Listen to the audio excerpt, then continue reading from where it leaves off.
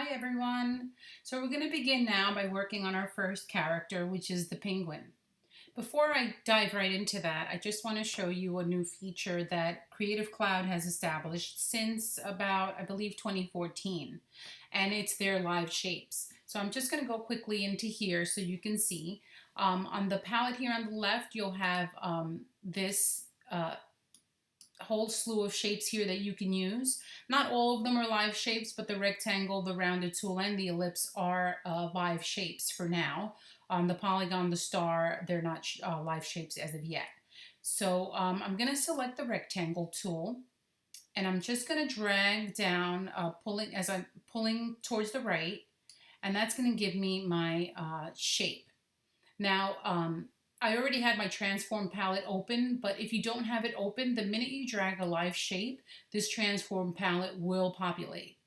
And this is a unique feature. I mean, we've used transform in the past, but now it gives you these rectangle properties. And basically what that does is here it's giving you the width and the height of the shape. And then here you can select the angle. If you wanted it at a 90-degree angle, it'll change it here for you when in the past you had to do that manually. You still can. You can go here when you get that little cursor with the double-sided arrow. You can just click and drag, and that'll drag that for you into your desired angle. And then another feature we have here now is angles for each corner. And this is pretty nifty. It's a time saver. In the past, we've had to use all sorts of compound shapes in order to create basic shapes. So this is what we're going to be using today to create our penguin. So the first thing I want to do is, this is going to be a side view penguin. He's not going to be facing forward because I just want to show you different angles for different animals. So I know for a fact that out of this shape, I want to make, this is going to be his beak on this area. This is going to be the head, and he's basically going to be looking in an upward motion. So I want to round out this area here for the back of the head. So you can start by clicking. If you know exact dimensions, you can just put those in, but we can start by clicking. And I think I'm going to have it at 1.5. So that's pretty good there. Now you can see he's taking shape. This is the back of the head. This is going to be his little beak. He's looking up, and what we want to do is, for his belly here, we want to mimic this shape up here. So now we know that in this bottom right corner, we want the same exact dimensions. So now that we know the dimensions, we can enter it. So that's 1.5 as well. So you see, that was pretty easy. All we have to do now is to continue building him, but now we have the basic body shape.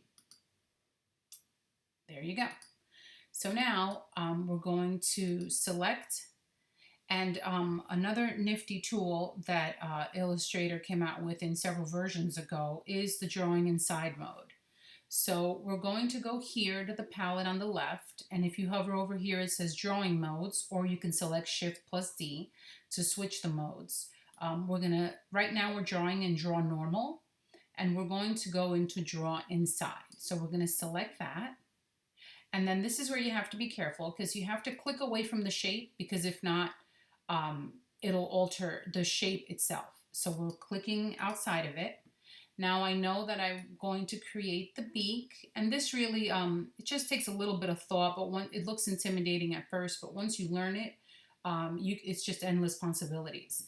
So the beak is going to be orange, so we'll select that. And then right now I'm just going to click and drag. Now, I don't want a huge beak, so let's just make it that way. Using the arrows, I'm just going to go, okay, maybe I don't like that beak that yellow. Okay, there we go. A little bit more yellow, less orange. So that's perfect there. You can obviously play around with where you want it, but the only thing is that once you create these inside shapes, I'll show you a little later, it's you can change them around, but you have to go into the options palette in order to find it, and go into that layer and then edit the layer. So you have to really, before clicking out of this, commit to the shape that you want. So for now, that's pretty good with the beak. And then I'm just going to click away, and I want the same type of half moon shape here for his belly. So I'm going to go back to the ellipse tool. This time I'm going to select white, and I'm just going to drag from here, and that's going to be his belly. And I think that's pretty good. I mean, maybe I'll just move it out a little bit instead of in. Okay, back to the direct selection tool, and once I'm pretty happy with it, I can go back to my drawing mode and go back to draw normal. Now, as you can see, the only thing I can do with this shape is move the shape itself around, the body of it.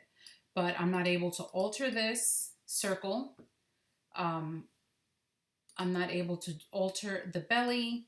I'm just not able to alter any of that unless I go into my options palette, into, my layers palette. I select the layer. This is the clipped group. And then from here, I'd have to select it and change the colors or move them around as much as I want.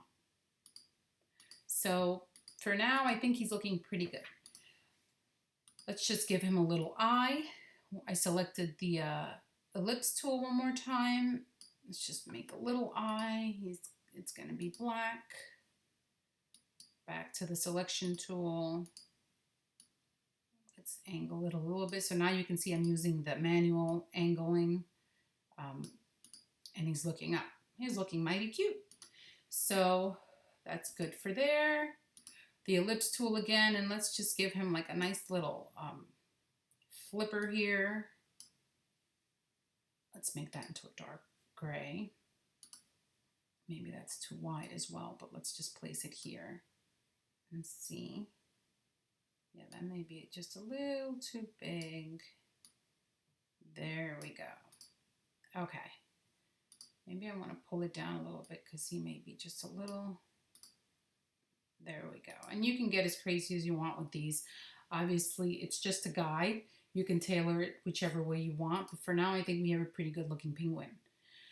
The next thing we're going to do is his little feet. So I'm going to drag an ellipse tool, an ellipse shape again. We're going to get the same color of the beak. And now we're going to do some freestyle drawing. So we're going to go here to the pencil tool, select pencil. And I'm going to go to this anchor point here. And I'm just going to draw 3 toes and join it right here. It's not going to be perfect. You can go over it if you want. Sometimes it doesn't come out as smooth as you want. You can always go here, select the smooth tool and smooth over the anchor points, and that gives you just a much more defined shape there. So back to the direct selection tool. I'm going to just turn this around because this is the way his little feet are going to be facing. And now with it selected, I'm going to hold down Option, and then I'm going to go here, and this is going to help me, these arrows are going to help me move it up or down. So by holding down Option, it's not allowing me to alter the shape, it's just allowing me to flip the dimension of it. So I just want to flip it a little bit like that. Now you're going to say, well, Shelly, why couldn't we just have drawn this from scratch? And we could have, but it's not really, it would have been a bit more tedious, and it would have, we would have had to do a lot more freehand drawing. So for beginner drawing, because we're trying to stick to the basic shapes, this is a better method. So for now, let's drag that over. Let's go to Object, Arrange, Send to the back. There we go. Let's duplicate it by holding down the Option key, clicking and dragging. Okay, and now we may just have to move these around a little bit just until they look at the proper dimensions here.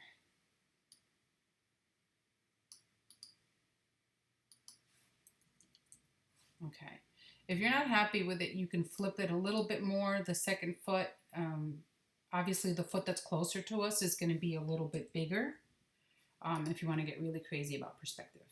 So there you have it. Our first little animal we drew together. This is the penguin, and you can add all sorts of fun details to it. But for now, I think this is a pretty good starting point.